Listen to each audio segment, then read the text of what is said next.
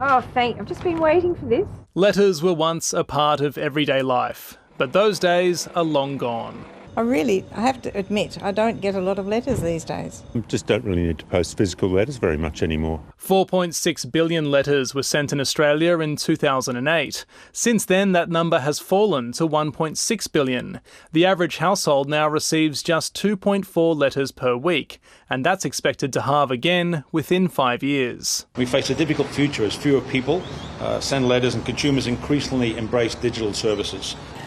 Australia Post is required to deliver letters to 98% of Australian homes 5 days a week. And a single stamp, which costs $1.20, has to get a letter from one side of the country to the other.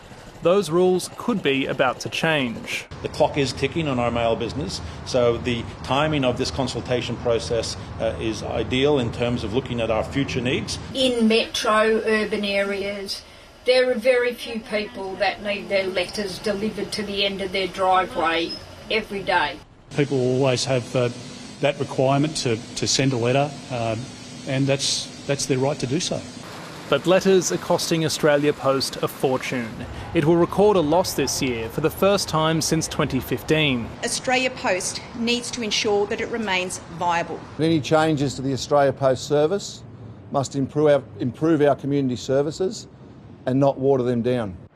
Its parcels business, on the other hand, is booming. We will continue to be present in Australian streets 5, 6 or potentially even 7 days a week because our parcel business continues to grow. Communication has transformed in recent decades, and Australia Post is going to have to transform with it. Some barriers have been drawn. For example, any privatisation has been ruled out.